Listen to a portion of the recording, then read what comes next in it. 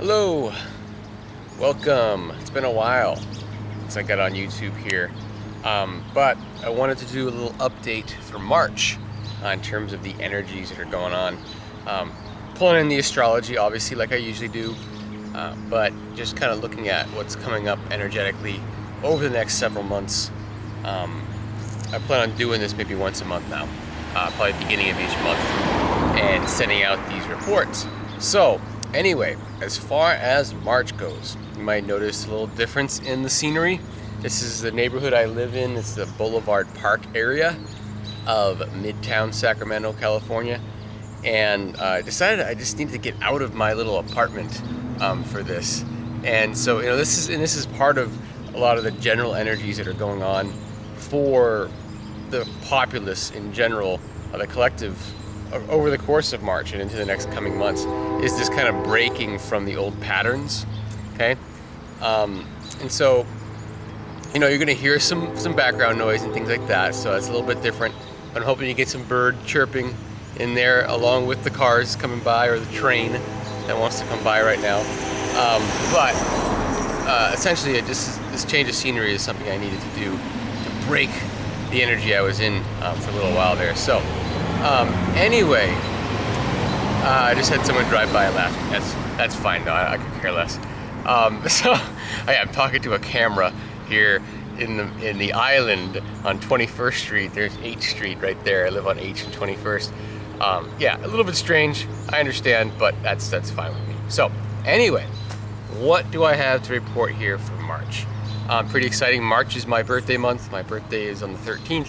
I'll be 34 years of age this year, so I'm getting on in years here. But so March is always a transition month for me in general. But as far as what's going on here, things have been building. If you've watched my previous videos, the Sovereign Harmony channel here, you've noticed way back in the spring of 2012, that was, and today, just to let you know, is March 2nd, Saturday, March 2nd, 2013.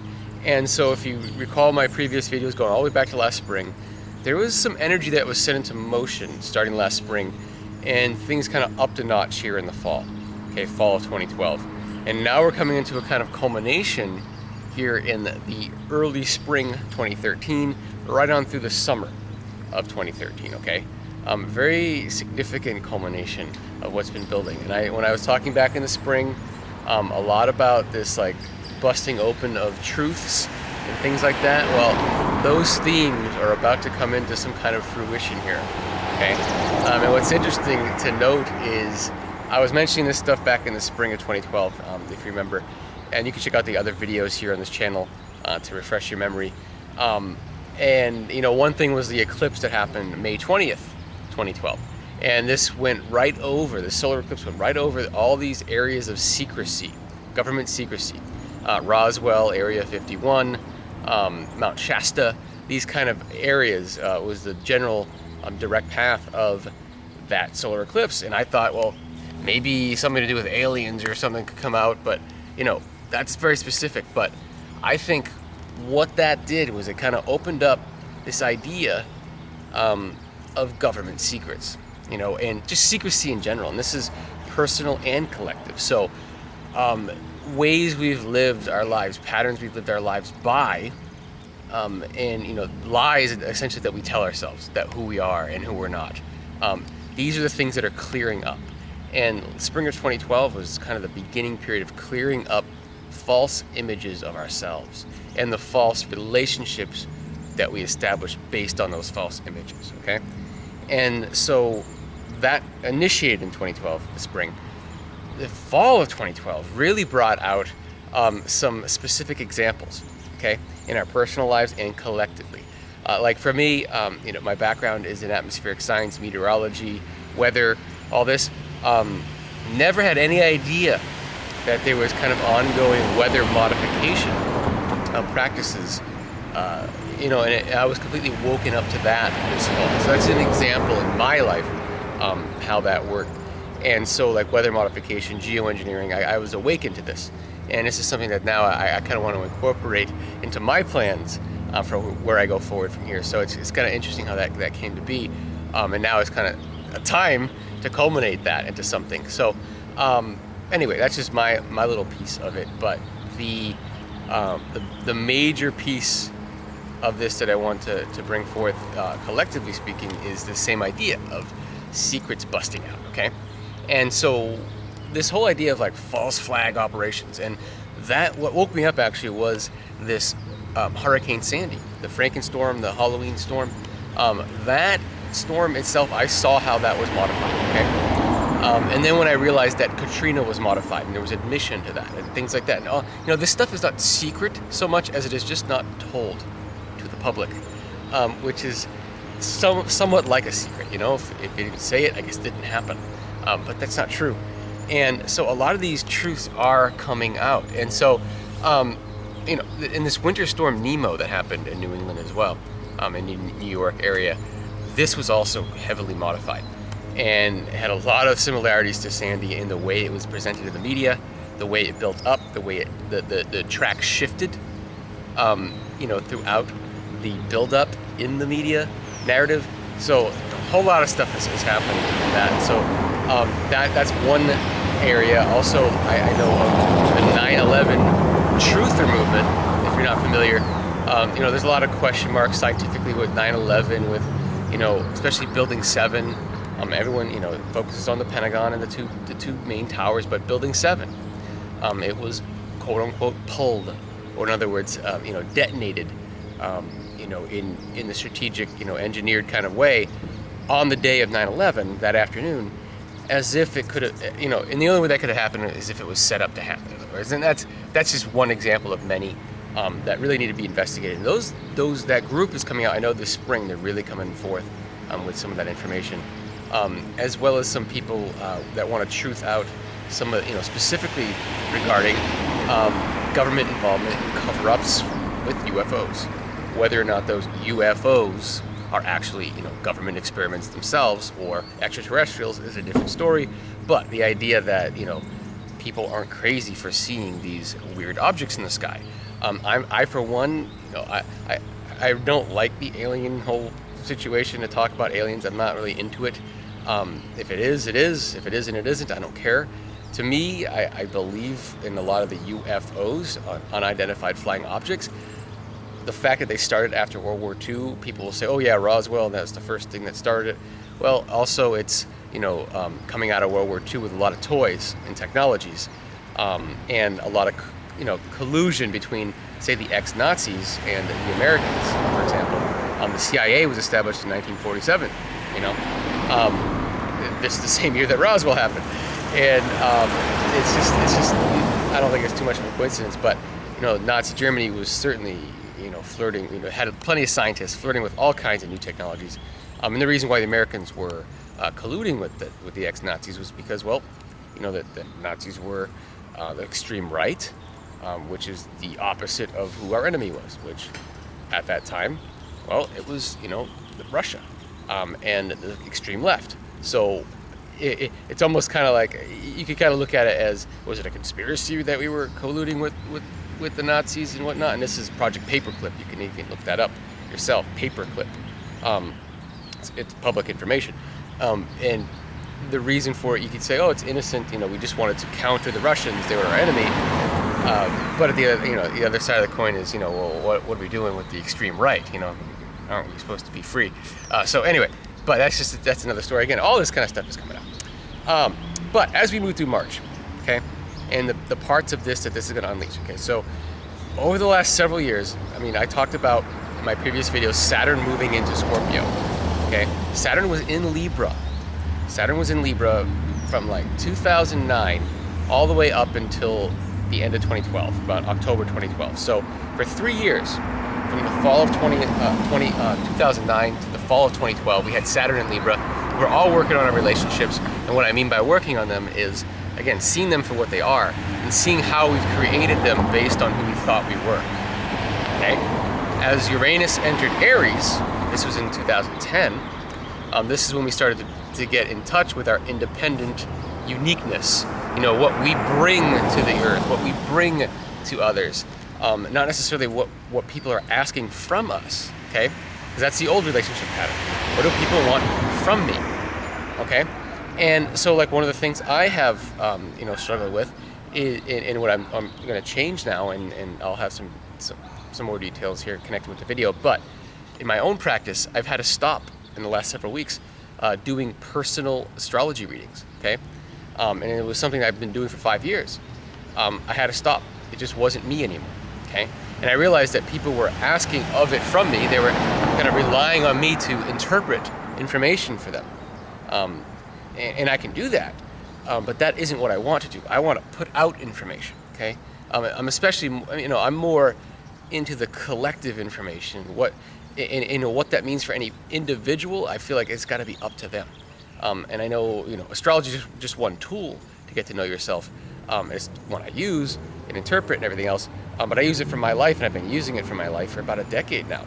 And it's just my daily, guide and practice in life. So, and it's extremely helpful, whether or not you believe in it or not, who cares? I don't care about belief in astrology or belief in anything. It doesn't work for you. And if it does work for you, why would you stop doing it? If it doesn't work for you, why would you keep doing it? It's that simple. And of course, that's a little bit, if you have any astrology, there's the double Virgo of mine. I'm a Pisces sun, but, moon and ascendant in Virgo, opposite my sun. How I come across, pretty logical. And right there, that's a pretty logical statement. I mean, I use astrology because it works for me. If it stops working for me, I'll stop using it for me. Pretty simple. And I think that's a great way to approach different techniques. And it shouldn't be about belief. You shouldn't have to say, oh, I don't believe in that, so I can't approach that, or I do believe in that, and put all your power into it. And that's, either way, it's like, I don't want to put all my power into astrology. I hope no one else does, but it's just a tool that I use. It helps me navigate and understand the bigger picture of my own life, of the collective, of where we're headed, everything else. But anyway, I had to stop doing that. I'm transitioning now into a different type of, different types of services and whatnot. And I feel like a lot of people are starting to do that as well. To stop giving into the demands of others, what we think we're supposed to provide for others, and just give what we have to provide to others, and take it or leave it. That's the new pattern of relationship, because we're becoming, this idea of sovereign harmony. This is it in action. This is becoming sovereign, and just, the harmony flows. Harmony is natural, and it's natural when we're connected and present. Period. It doesn't get any, I'm going to go into all kinds of details with this in the books that I have plans for, and things like that. But it doesn't get any more complicated than that. If we're connected, that is, we totally accept ourselves on this planet, in this body, at this time, and we're present at this time. We're not in the past. We're not in the future. We're here. Harmony flows. And, harmony is tightly linked to health, because disharmony in the body is the experience of ill health, and I've had chronic health issues the last several years, and I understand that it's part of my journey to understand this, and that's what I'm doing. This is what I'm putting out there, what I've learned about health and healing and harmony, what it comes from. We perceive that in order to create harmony, we have to actually negate or sacrifice our sovereignty, our individuality. That's the belief that creates disconnectedness. That creates us living in the past or the future. What has been expected of me? What will they expect of me? You see, not what do I have? Where am I now? What do I have to offer? That's connection and presence. Do you see? That yields harmony. When we all allow ourselves to do that and allow each other to do that, we live in harmony. Period. It's our lack of trust that can happen that prevents it. Okay? Not going to get any deeper into that, but this is some of the stuff that I'll be putting out there in my writings and further work, and like I said, getting away from the personal astrology readings, getting more into this kind of information for people. So, but to specifically talk about March and using astrology as a guide, I want to discuss what's going on here. So every month we get a new moon and a full moon, okay? And I alluded to the Saturn in Libra. It was this time period of working on our relationships, and then Uranus entered Aries 2010. That will be in Aries until 2016, I believe, something like that. So we've got a period of individuality blossoming, okay? And now Saturn has moved into Scorpio since October. So it's been several months, and it will be in Scorpio until about, I believe, the end of 2015, okay? And this is the time period of getting serious about our depths, the truths. And this is that whole idea of the truths coming out, and this is our inner truths on a personal level. What is true about us? What do we have to offer? What pains are we still hanging on to that we got to get rid of? You know, what forgiveness do we need to embrace on certain levels for ourselves and for others so that we can live freely and everything? So Saturn in Scorpio is a lot of work, but it's getting it done finally. You know, it's getting it done. And Saturn joined in what's called a sextile to Pluto here in December, and that will last all the way into the end of the summer of 2013. And Pluto has been in Capricorn since 2008. This is about restructuring. Okay, Pluto enters each sign. It stays for about 20 years plus. Hasn't been, the last time it was in Capricorn was 1762 to 1778. So the precursor to the American Revolution and leading up to it, essentially. The big time changes on a global scale. The time before that was a Protestant Reformation in the early 1500s. So these are not small periods of time. This started in 2008. It lasts till about 2024. Okay. You know, so this is a time period. We're in a very, important time period for restructuring what we've always taken for granted. You know, the Protestant Reformation was about restructuring what they always took for granted in the Catholic faith. Okay, but there was other things going on as well. That's just one major event. The American Revolution. This is the revolution of the feudal system to freedom. What is this liberty, this freedom idea? In my opinion, it was an idea. Liberty was an idea back then. It has never been fully implemented. We live in this time we think we're free, but we're not. This is a time period where global liberty is coming into fruition, and you can disagree with me all you want, okay?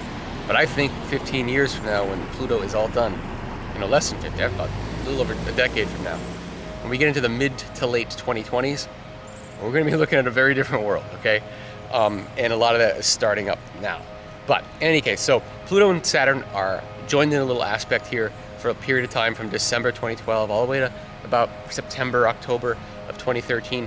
And so we're all collectively and personally kind of restructuring our lives, restructuring ourselves, and getting to the truth at what reasons were behind the structuring of these unworkable structures in the first place, do you see? And so this leaps right into the collective with the idea of money, the idea of taxes, debt itself, okay? Restructuring of how we look at debt. I see big changes happening as we get to the end of the summer into the fall. There are nations like Iceland, for example, that, again, the media is not letting people see this. They freed themselves from their bankers. They redid their constitution. They're still working on it. In fact, they nationalized some banks. They made some adjustments. They forgave debt, things of that nature. Okay, these are the things I see coming on a global basis. Okay, the Arab Spring and all these, the Occupy movements and Tea parties and all of this are precursors to what we're really looking at. Is we're all on the same page, which is this isn't allowing me, these structures that are current in the world, what is reality, aren't allowing me to fully express. That's what it comes down to. And we're recognizing that that's important, that when we're fully expressing that, we're offering our everything we can offer to everyone else. So we all benefit when we're all expressing fully. Okay? That is, that's Uranus and Aries. That's the idea that we're individuals, we have individuality, we need to express that. And we have to go through this period of restructuring how we relate to people because we've been brought up over the last several generations to believe that we're less than we are, and that we have to form codependencies with others in order to gain certain things. So I'll trade you this if you give me that. Like, for example, I will trade you my time if you give me money. In other words, survival. Okay. I will let you have this if you. And this is the child-parent relationship is the only functional codependency in my opinion. But that has to even be brought into awareness at the time the child becomes an adult, so that a conscious break, a conscious graduation to adulthood can occur, and both the parents and the children can release their role in that codependency, okay? Because the children are codependent on their parents, and parents aren't parents without children. They're codependent on that relationship as well, and they're the ones in charge of their child's survival and everything else. But the problem is, especially in the last several generations, is we've kind of let parental children structures last until death, like the feudal system. It's like the king is on the throne until the king dies, and then the son takes over. It's the same system in families almost. It's like we forget that the young adults are also adults, okay? But that's the idea, is that once we're all adults, we all have something to offer. We all want to get into our full expression and offer that. And cutting the cords, cutting the ties to those to those codependencies is very important, so that we can be sovereign, be survive on our own. We deserve to survive on our own, and to connect on our own. So bringing our own truth through in a supportive fashion, and knowing that we're supported, physically and everything else, with what we have to bring forth. And that's what the restructuring has to do with, is restructuring of finances to better, to create better structures that promote this self-expression that is, and support it. You see, support the self-expression. Because people always say, well, I would do that, but it's, money. And I'm not saying that money is going to go away completely, but the way we structure it, the way we work with it is, because it has to. We're at a time where we're really busting out as individuals, and you can see that collectively with nations busting out, like Iceland and anywhere else you have these riots and things going on, and transitions going on. So it's time to break free. And it's time to set, instead of being fearful of that freedom, which is, we've been convinced that if we're free, we're going to be in trouble. We're not going to survive. It's going to be no holds barred, every man for themselves. And you can see why the media loves reality TV the last 10 years, because they knew this is coming. They feel this coming. And when I say they, I mean the people that are in charge of the media. Again, we're going to get some information about this as we move forward in the next several months as well. But anyway, the idea being that, we've been taught that if we're left to our own devices, we'll kill each other. Okay? That's a simple way to look at it. But I don't agree with that. I look at it a lot more, kind of like in The Grinch That Stole Christmas. That's the way I look at it. It's a great analogy. He expected everyone to be in despair on Christmas morning. Because they celebrate Christmas, they get presents, that's why they're happy. I'll take away their presents, they won't be happy, ha ha ha. And what does he see? He sees everyone rejoicing at the Christmas day, the meaning of Christmas. I'm not a big Christmas fan myself, but the story, as far as the story goes, it makes sense. And so, but the idea being that we're convinced that if we're left to our own devices in some kind of emergency situation, that we're all going to kill each other. I disagree. I think we would all come together. And I think that is known amongst those people that are in charge. And they don't want us to realize that. Because if they realize that, or if we're allowed to realize that, we're not completely pumped with our blue pill over and over again. If I'm referring to the Matrix, the blue pill, the idea of like what reality is supposed to be. If we're not shown the blue pill for a certain period of time, we don't even need to take the red pill, to wake up to reality. We just start releasing what the blue pill is giving us. Because the reality is we are connected, we are sovereign, we are deserving of fully expressing ourselves, we are. And so that's where we're at now, is like, there's no turning back, we gotta do it, we're here. So March is this culmination of what's been building here, okay? The new moon in Pisces, about 21 degrees Pisces, March 11th. This is a big one, okay? Lots of energy in Pisces right now. Lots of energy in Pisces. Pisces is about forgiveness and disillusion. So distancing ourselves from the illusion. Okay? We're all ready personally and collectively to just say, forget it. Man, why do I carry this around? Why am I making this a big deal? God, and we're just ready to just go, this isn't working.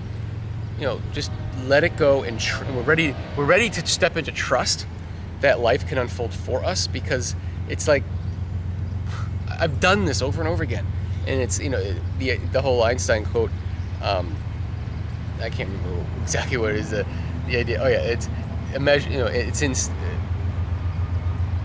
something about insanity and repeating, expecting different results, and by doing the same thing over and over again, expecting different results. That's what it is. You can't expect to do the same thing over and over again and get different results. We're at this breaking point as we head into mid to late March, which is this sense of like, forget it.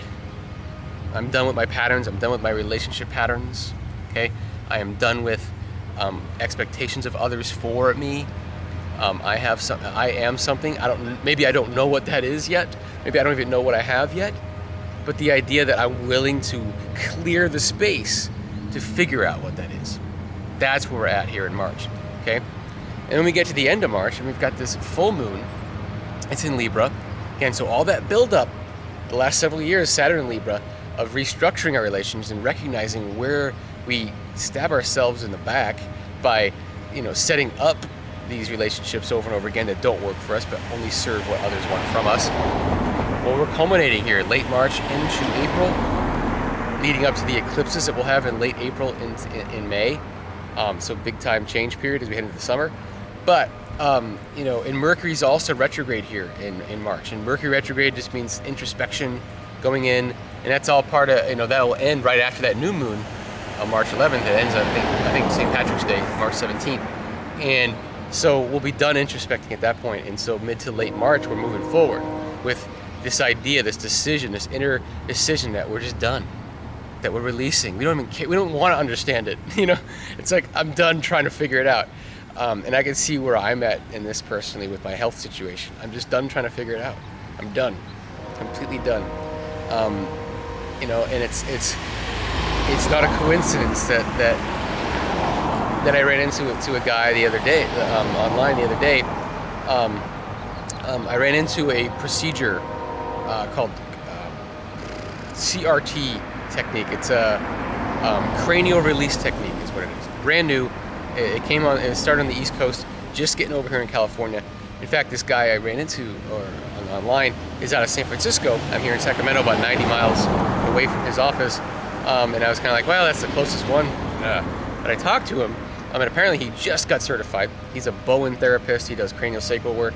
So these are some alternative methods you might not be familiar with, but these are methods that deal with kind of the spine, the cranium, and how it all comes together, and the nervous system, and how that nervous system connects to the digestion and everything else. I've had a lot of digestive issues that have built over the last decade or so, but it all started with some stiffness in my neck, and I've always had kind of chronic postural issues and things like that. So anyway, for whatever reason, this came into my being. CRT, those are my initials, Christopher Robert Taylor. Cranial release technique, kind of pushed the button in me.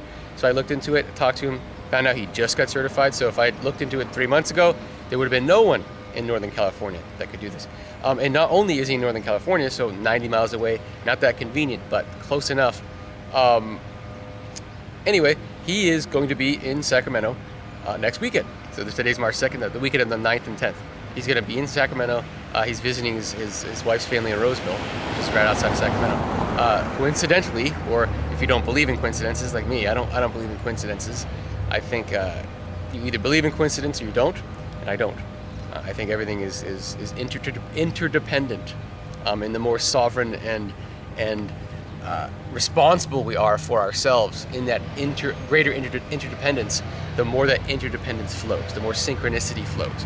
The more we cut ourselves off and try to create harmony, try to figure things out, try to alter ourselves to fit others, and neglect our sovereignty. We not only give up responsibility for ourselves into those codependencies, but kind of lose ourselves in that as well, and we create disharmony. The thing we thought we were trying to create, we're intending to create harmony by giving up certain things and sacrificing certain things about our sovereignty. We end up creating disharmony by neglecting that self, which has to come out eventually. This is just that time period where things have to come out. The Aries energy, we just have to express Uranus and Aries, okay? And that's what's interesting about this full moon in late March, is that it culminates again in Libra. So again, anyway, back to finish up my story. Anyway, I'm gonna probably meet up with this guy here next weekend, and just say whatever. I'll give it a shot. And there we are at the new moon, the next day, Monday. So if I do this, Sunday, Monday kind of time frame, we're looking at the time where I'm experiencing this.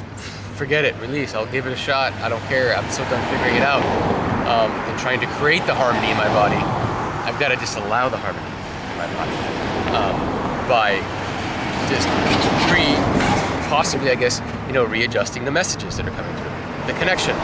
Okay, maybe that's the way it has to happen. And so I'm willing to just give that a shot. Okay, I'm done figuring it out. And it's interesting because Mercury is retrograde in my 6th house of health and habits and things. So that is what I'm introspecting on. That is what I'm going over. You're going to have something else in your chart or in your life that you're going over right now. That's part of this, that you've been mulling over and you're just kind of done with it. Okay, we get to the full moon, late March. Okay, this is in Libra again, so it culminates all the restructuring of our relationship patterns. We're ready to just jump into these new relationships. Okay, this moon is going to be opposing all this energy in Aries, the Uranus, Mars, and the Sun and Venus. Just this craziness going on in Aries, which is this pulse of independence, pulse of leap before you look kind of energy. Okay, so we're all again just weeks after, a couple of weeks after we're ready to just give in to trust and just release whatever has been holding us into patterns. We're ready to jump into the new. Just rapid changes here in March. Rapid influx into the new ways for ourselves and possibly the new ways for the collective. The way I see this happening collectively, what's interesting is the timing of Sandy and Nemo. They were roughly 100 days apart. This 100-day paradigm has been implanted into us since World War I. There was what was called the 100-day offensive, which essentially ended World War I from the perspective of the United States. Okay, ever since then, and it didn't exist before that, but ever since then, every new president, you'll notice, that comes into office, they always talk about their first 100 days.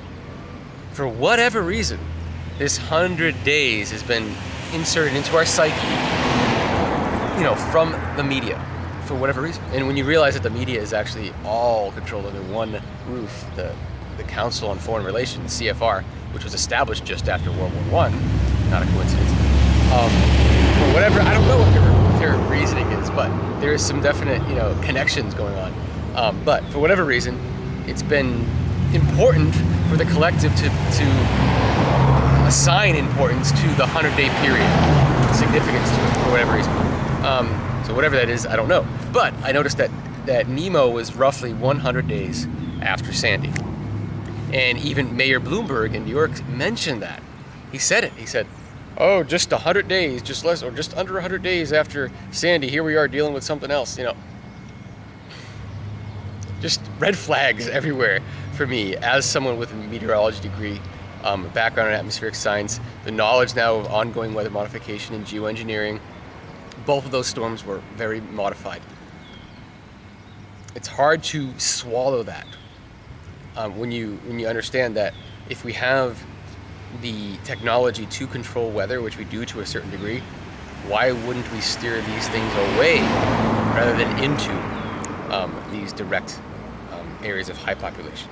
That's a question that, again, this will unfold over time. I'm not going to answer this right here, right now. This kind of stuff will unfold on your own journey, how you see it and everything else. But the pattern, though, that I see, and roughly halfway between that was the Sandy Hook event, okay? And there's a lot of question marks behind that as well. If it's, it's just like 9/11, I'm not an expert myself. The Sandy Hook thing, I'm not, I don't claim to be an expert, but there's a lot of question marks there too, okay?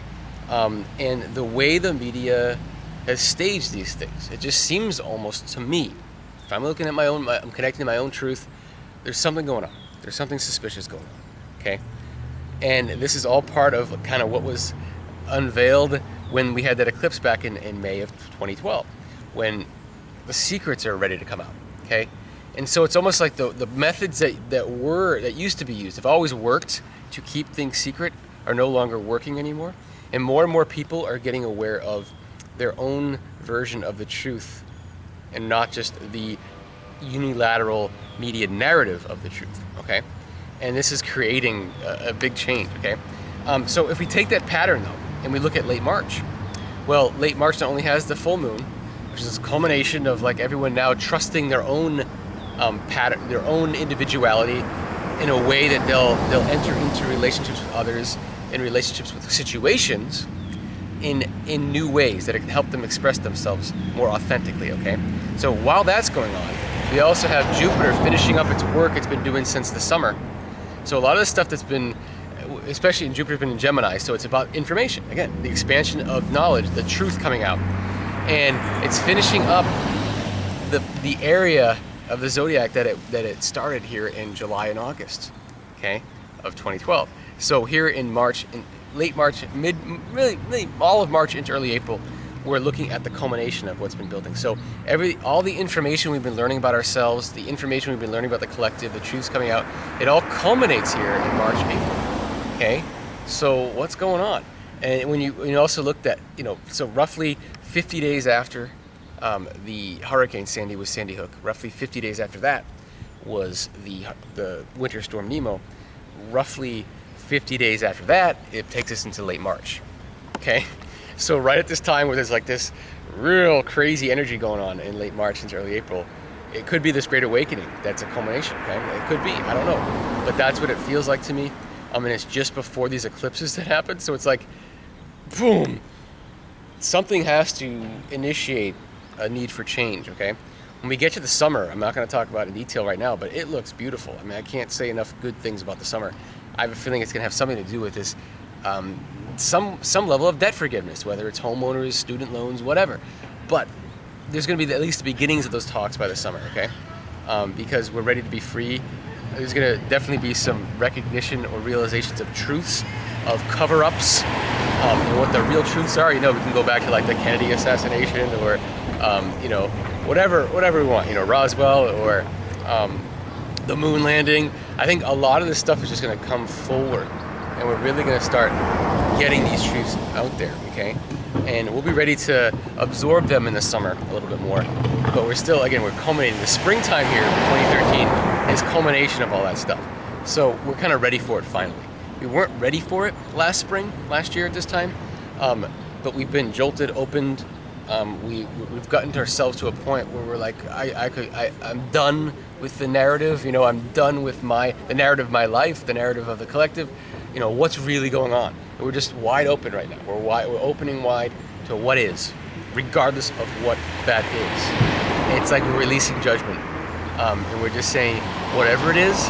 And this comes down to this new moon in Pisces energy in general, and that's again March 11th, is this idea of release and forgiveness, of everything, and that's what this is. It's almost like just give us the dirt, whatever it is, we'll take it, and I don't even want to punish you, just let's just move on from here. And that's the idea of being here again, connected and present. That yields harmony, period. Okay? So with that, I'll leave you. So thanks again for joining me here outdoors. No idea how this turned out, but again, I'll look forward to talking with you again here in early April. We'll see how the full moon turns out in late March to early April. See where we're at kind of just after Easter. Okay? So anyway, thanks again, and until next time.